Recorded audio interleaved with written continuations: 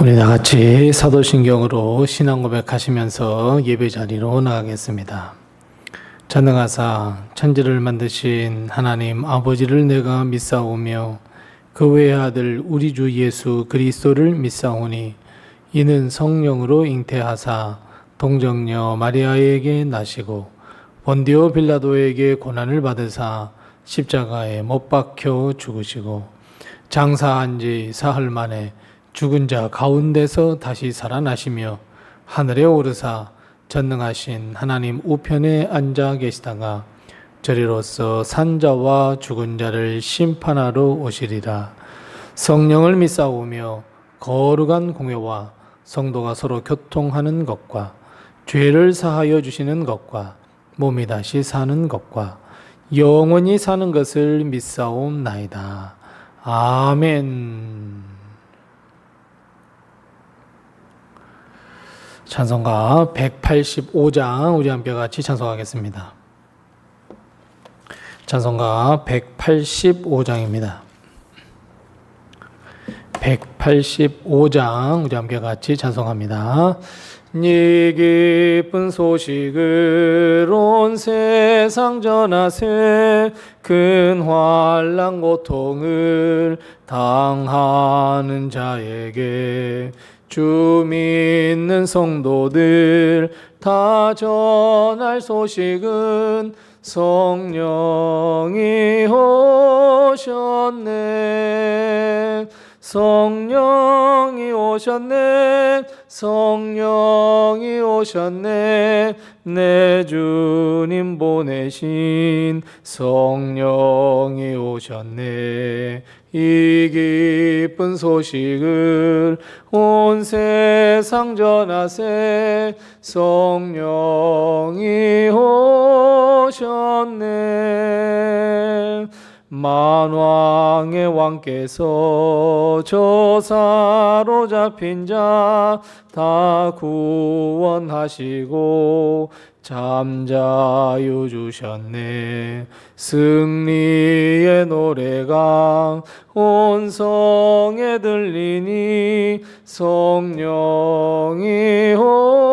오셨네. 성령이 오셨네. 성령이 오셨네. 내 주님 보내신 성령이 오셨네. 이 기쁜 소식을 온 세상 전하세 성령이 오셨네. 한없는 사랑과 그 크신 은혜를 늘 의심하면서 안 믿는 자에게 내 작은 입으로 곧 증언하리니 성령이 오셨네.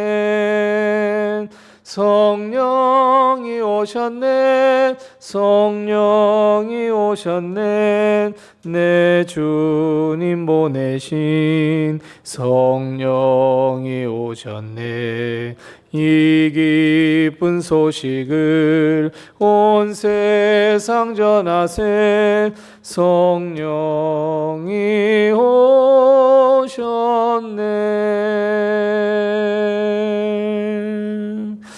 아멘. 오늘 시간 하나님께서 우리에게 주시는 말씀은 구약성경 창세기 41장 37절 말씀부터 45절 말씀입니다.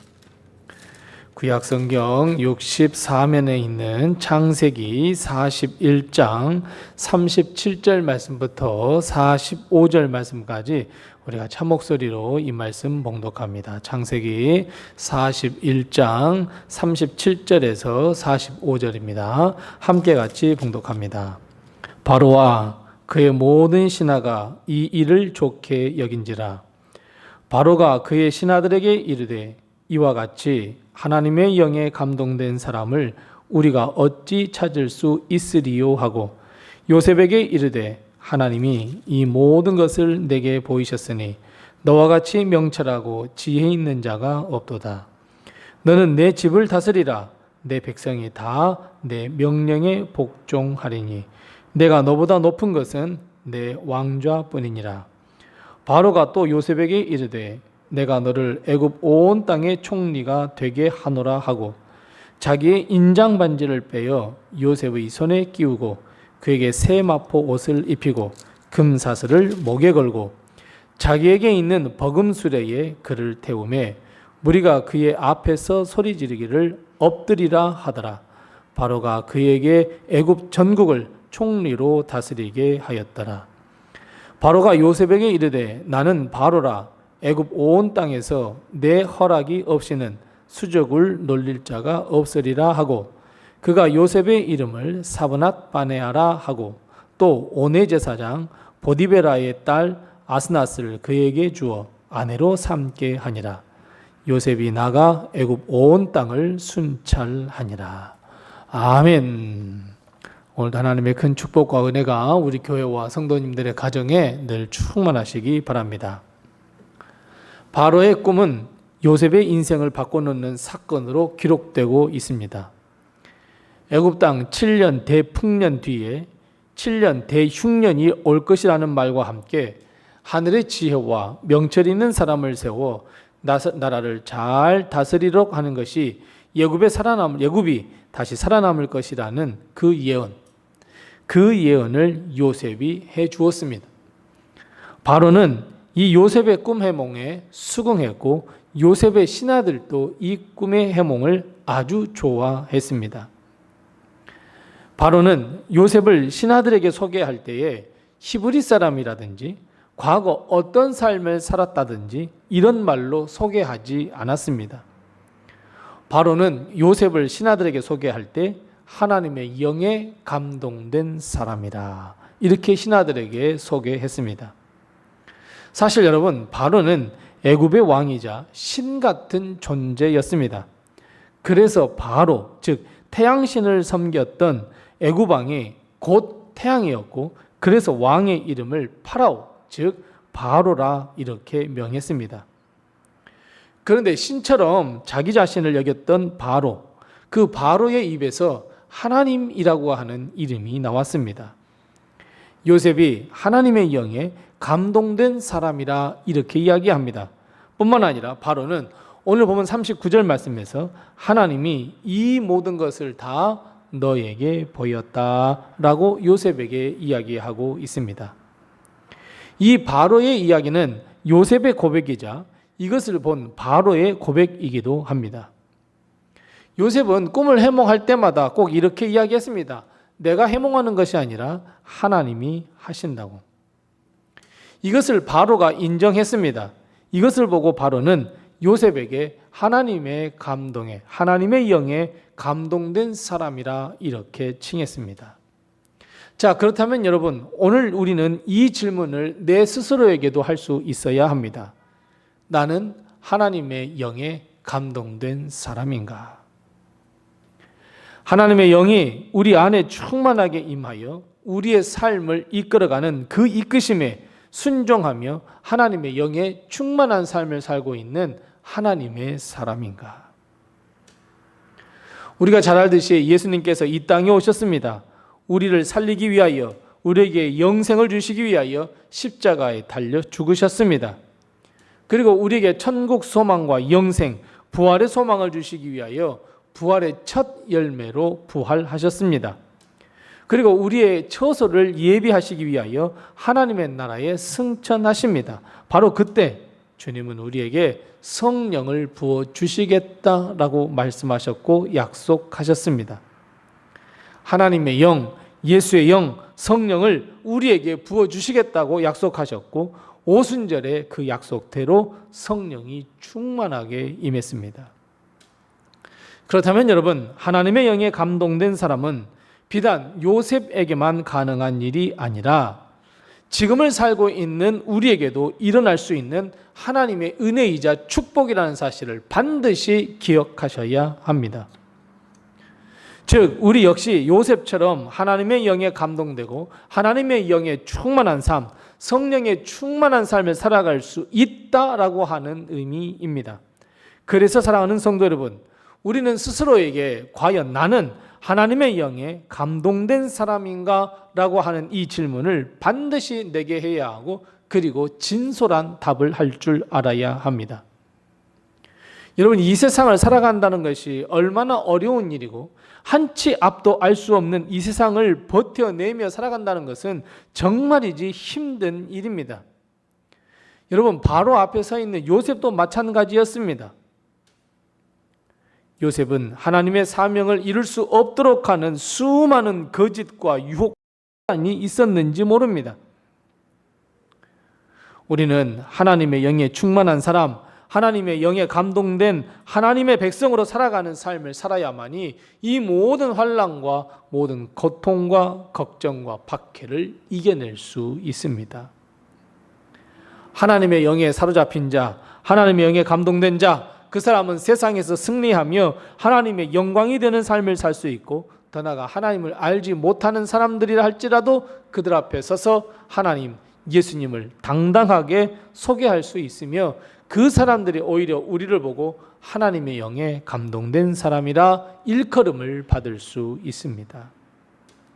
그렇다면 여러분, 하나님의 영에 감동된 사람은 어떤 삶을 살아갈 수 있을까요? 아니, 어떤 삶을 사는 그 삶을 보고 하나님의 영에 감동되었구나 깨달을 수 있을까요? 오늘 본 말씀 39절 말씀에 바로는 계속해서 이렇게 이야기합니다. 너와 같이 명철하고 지혜 있는 자 없도다, 이렇게 이야기합니다. 맞습니다. 하나님의 영에 감동된 사람은 세상의 명철, 세상의 지혜, 세상의 지식이 아니라 하나님의 명철과 하나님의 지혜로 이 세상을 살아가는 사람입니다. 세상의 명철함이나 지혜나 지식이 아닌 하나님의 명철, 하나님의 지혜는 결국 하나님의 말씀입니다.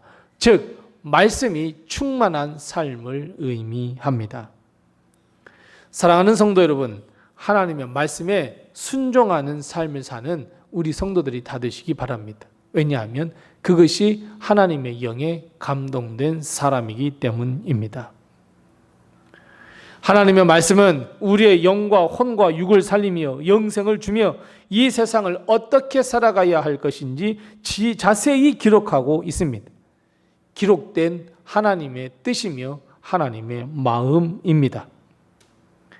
우리는 하나님의 말씀을 따라 사는 것이 하늘의 지혜와 명철로 살아가는 것임을 깨닫고 우리는 하나님의 말씀에 순종하는 삶을 살아야 합니다. 그리고 기억할 것은 하나님의 영에 감동된 사람은 하나님 말씀 중심의 삶을 살아간다라는 것 꼭 기억하시고, 언제나 하나님의 음성에 귀를 기울이시며 내게 말씀하신 하나님의 그 말씀에 늘 순종하는 삶을 살아가는 우리 성도들 다 되시기 바랍니다. 바로는 신하들에게 하나님의 영에 감동되어 하나님의 지혜와 명철을 가진 요셉을 41절 말씀에 애굽의 총리로 삼겠다고 선포합니다. 그리고 그 이후에 43절, 44절 말씀에 보면 바로는 온 세상 사람들에게, 온 애굽의 국민들에게 요셉을 총리라고 소개하고 있습니다. 총리에게 필요한 것들을 다 주었고 애굽을 다스리게 했고 온 백성에게 애굽의 총리 바로 요셉이다 선포했습니다. 요셉보다 더 높은 것은 바로의 왕좌뿐이라고 선포했습니다. 히브리 사람, 히브리 청년에서 노예로 팔려가더니 이제는 하루아침에 죄인이 되더니 소망도 내일도 없는 삶을 살던 요셉이더니 이제는 애굽의 총리가 되었습니다. 여기서 우리 한 가지 더 기억해야 할 거 있습니다. 하나님은 요셉을 위하여 계속해서 준비하셨다는 것을 기억해야 합니다. 형제들에게 미움을 받았을 때에도, 노예로 팔려갔을 때에도, 보디발의 장군의 아내가 유혹을 했을 때에도, 죄인 되어 감옥에 갇혔을 때에도, 술 맡은 간원장이 요셉을 까마득히 잊어버렸을 때에도 하나님은 가만히 지켜만 보지 아니하시고 하나님의 때에 하나님의 역사를 이루시기 위하여 준비하고 계셨다는 것을 우리는 반드시 기억해야 합니다. 요셉의 입장에서 볼 때 모든 소망과 길이 닫히는 것 같았고 암흑이 요셉을 뒤덮는 것 같았지만 하나님은 준비하시고 일하셨습니다.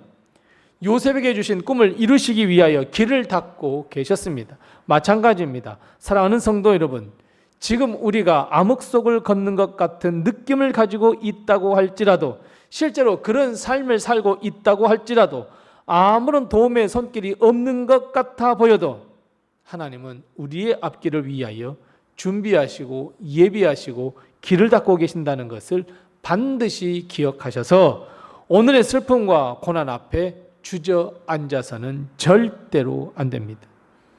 오히려 우리는 일어서서 당당하게 하나님의 영에 감동된 사람, 하나님께서 주시는 지혜와 명철로 세상을 살아가는 사람, 하나님이 주신 우리에게 사명을 잘 감당하는 사람, 하나님의 말씀에 순종하여 십자가의 삶을 살아가는 사람, 여러분, 이 삶을 살아가야 우리는 하나님께 인정받으며 하나님께 복을 얻을 수 있다는 것을 여러분 꼭 기억하셔야 합니다.